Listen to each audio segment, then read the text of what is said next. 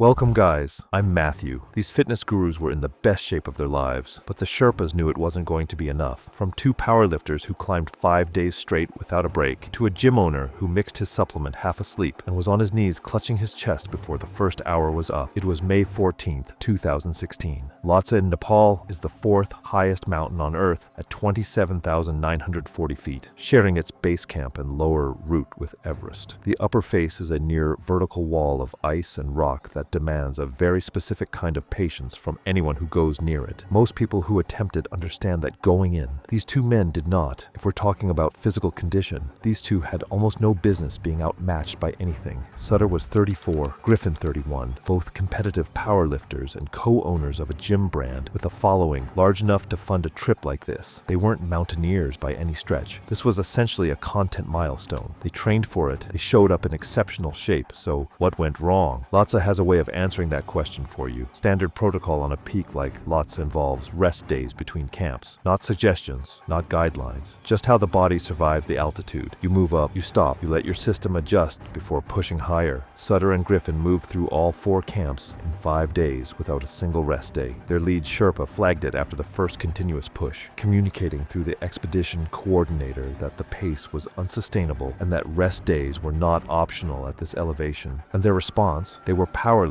Rest days were for people who needed them. That attitude had been there from day one. They treated the Sherpa team like hired help rather than the most experienced people on that mountain. When the Sherpa flagged Griffin's elevated resting heart rate at Camp 2, Griffin waved it off. When the team suggested a rest day above Camp 3, Sutter was already packing his gear. Every warning just became another thing to ignore. The guides knew exactly what they were working with. They prepared accordingly. 5 days of continuous climbing with no recovery, and neither of them was willing to acknowledge what that was doing to their bodies. By the time they kicked off the summit push on the night of May 13th, their bodies had been operating above 21,000 feet without a meaningful break. The Sherpa documented his concern, and they moved anyway. Above Camp 3, around 24,000 feet, Griffin started falling behind. His breathing was heavier than the pace called for, the kind of rhythm that comes from a body that hasn't been given time to recover. Sutter kept moving ahead without a word. Both men were also running their supplemental oxygen well below the recommended flow rate and had turned down extra canisters at Camp 3. At that altitude, your body is already working twice as hard for every breath. Dialing back oxygen on top of days without rest is not a small decision. By the time they pushed into the couloir above 26,000 feet, hours had passed and neither man had slowed down or flagged anything to the Sherpa team. The heaviness, the slight mental lag, the effort that felt bigger than it should. In two men who had spent years training through discomfort, none of that registered as a warning, so they kept going. Above 26,500 feet, the route narrows along the couloir wall. The footing demands full concentration. That's exactly where the margin they had been burning through finally ran out. Somewhere around 26,800 feet, Griffin just stopped and sat down on the ice face. His Sherpa reached him within minutes, conscious but couldn't respond coherently. Eyes tracking slowly, coordination completely gone. Sutter was about 200 feet above when the Sherpa signaled him down. He came down, looked at Griffin, and started arguing they just needed to rest. That argument, that confused, certain insistence that nothing was wrong, wasn't ego anymore. His brain was already failing and he was using whatever was left of it to push back against the one person trying to save him. Within 40 minutes, Sutter couldn't stand without support. Both men completely incapacitated, above 26,000 feet in the dark. One Sherpa dropped back for emergency oxygen from Camp 3 while the others began moving them down manually. What should have taken under an hour stretched past. 3. Griffin lost consciousness before reaching Camp 3. Sutter about 25 minutes after. A helicopter can't operate above a certain elevation on Lhotse. The air is too thin for the rotors to generate enough lift. The team brought them down to Camp 2 before an aircraft could reach them.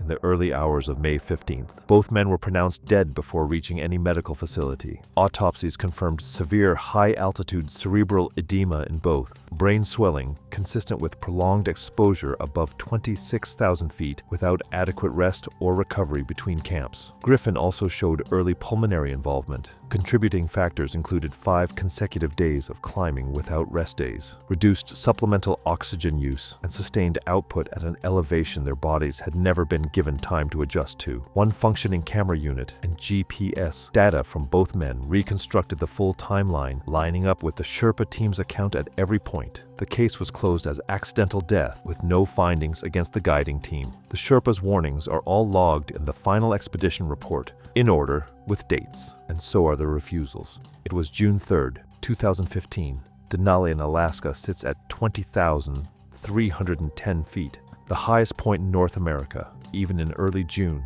the upper mountain regularly drops below -20 degrees Fahrenheit, and the route above the 17,200-foot high camp is exposed and unforgiving. It's a mountain that has ended people who came fully prepared. Aldrich Grahl came prepared in almost every way. Aldrich was 38, an endurance coach out of Colorado who had built a modest but loyal following around a fasting-based training philosophy.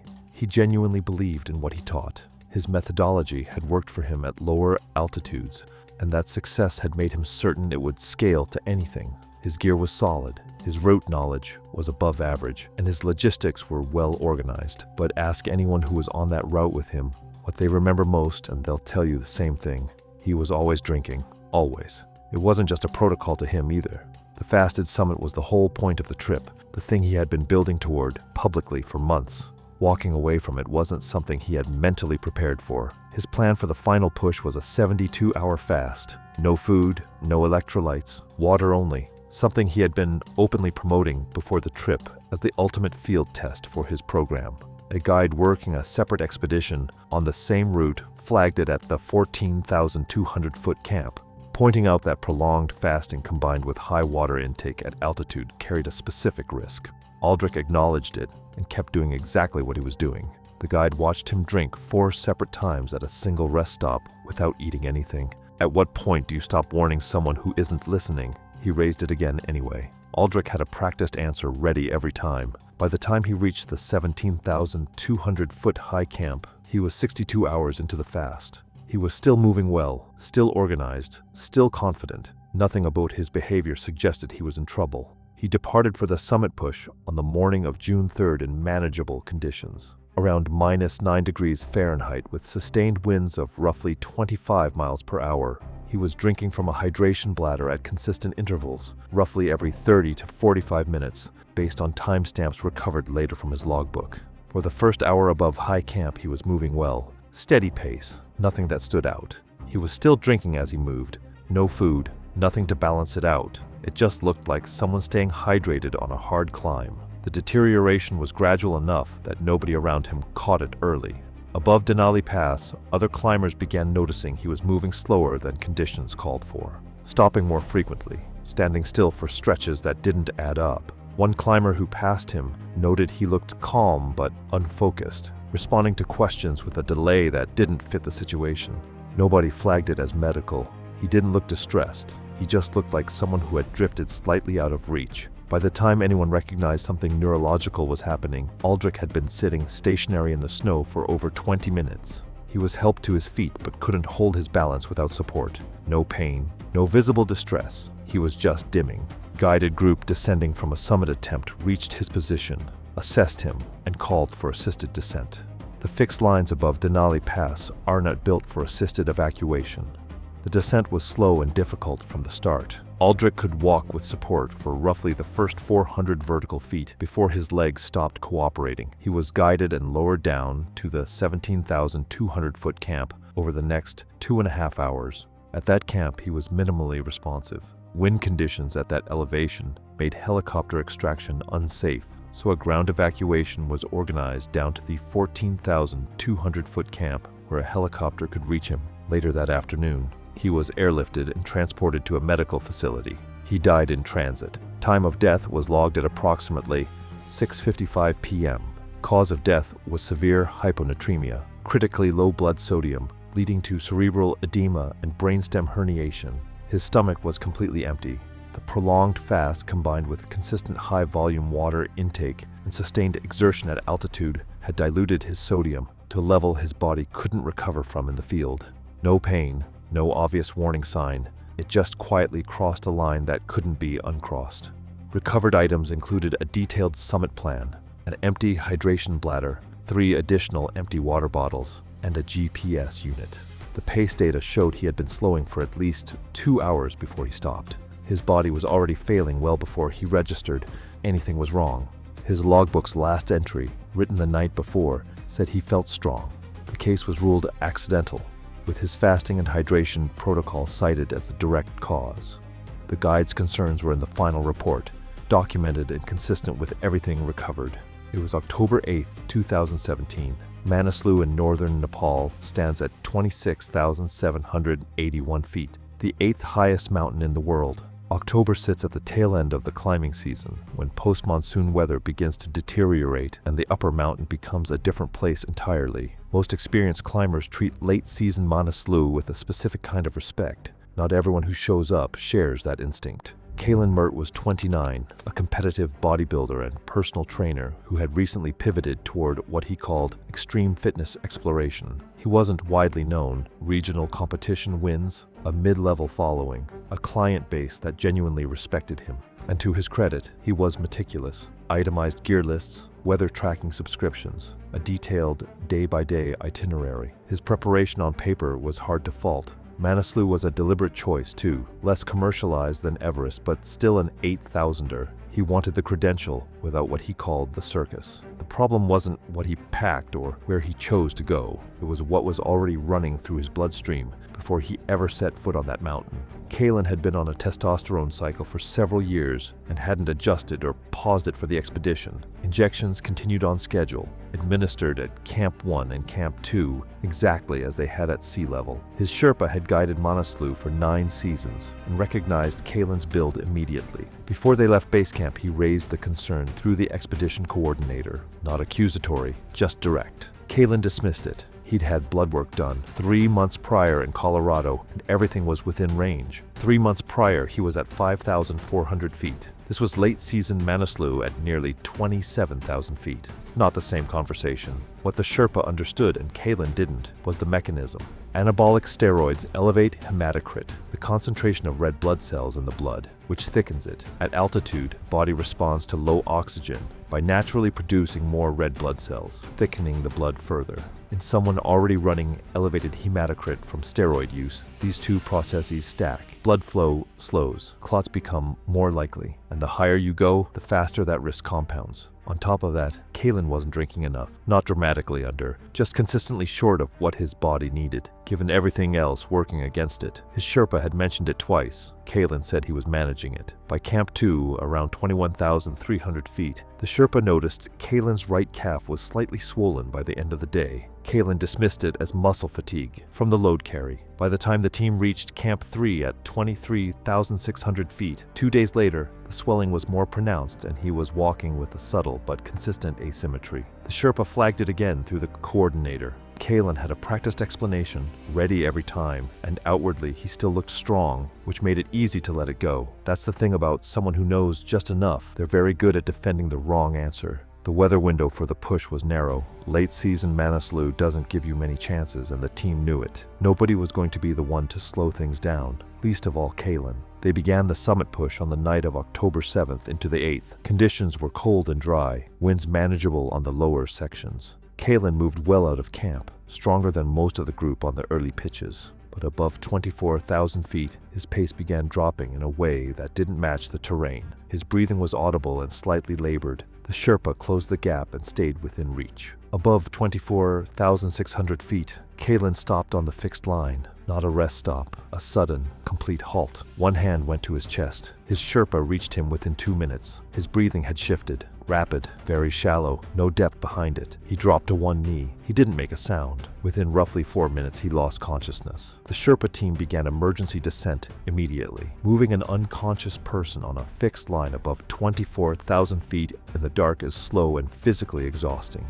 Deeply limited by what a small team can manage on that terrain without putting themselves at risk. One pushed ahead to retrieve supplemental oxygen, while the others moved Kalen down manually. They covered approximately 600 vertical feet before it became clear that the situation was not survivable on the mountain. He died on the slope. Time was estimated between 2:10 and 2:40 a.m. His body was recovered to base camp over the following 36 hours under deteriorating weather. The autopsy told a very specific story. A thrombus had formed in the deep vein of his right leg, the same leg his Sherpa had been flagging for days, and it had broken loose and traveled to his lungs. Pathology noted significantly elevated hematocrit and blood viscosity, consistent with prolonged anabolic compound use. Contributing factors included steroid use, insufficient hydration relative to blood viscosity risk, and sustained exertion at extreme altitude. His injector kit was recovered at Camp 2 alongside detailed expedition notes and a GPS device that reconstructed his full movement timeline. The calf swelling his Sherpa had flagged and reported was formally noted in the expedition record. The case was ruled accidental with no findings against the guiding team.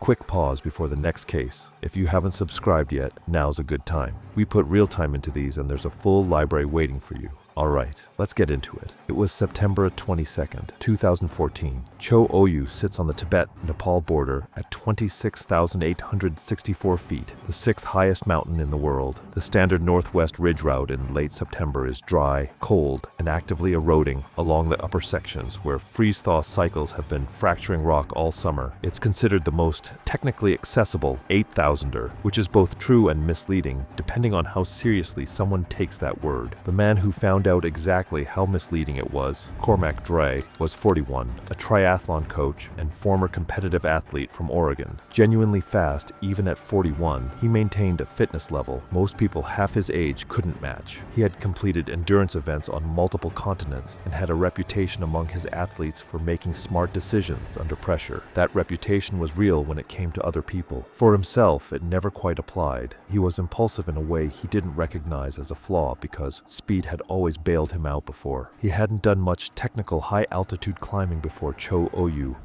a few peaks in the Rockies, some scrambling in the Alps, nothing above 15,000 feet. Cho Oyu was supposed to be the step-up, the accessible one. There is a known variation that cuts across an exposed rock band at roughly 22,500 feet on the northwest ridge, shaving time off the standard route. Guides who work that route know it exists. It's not a secret, but it had been avoided for several seasons because of late-season rock degradation in that section. No reliable anchor points, loose plate rock throughout, and a run out of several hundred feet if anything gave way. Cormac spotted it from below on day 2 and asked about it directly. His guide said no. Sometimes the clearest answer is the shortest one. Cormac went quiet in the way people do when they've already decided something and are just waiting for the right moment. His guide noticed it. He'd seen that kind of quiet before. He raised it again at high camp the evening before the summit push. His guide was unambiguous. The variation was off the table. The rock wasn't trustworthy that late in the season, and the group would follow the standard route. Cormac nodded and went to his tent. That's actually more unsettling than if he had pushed back openly. The nodding, the agreement, and then what happened the next morning. He was one of the first out of his tent that morning, moving around camp before most of the team had their boots on.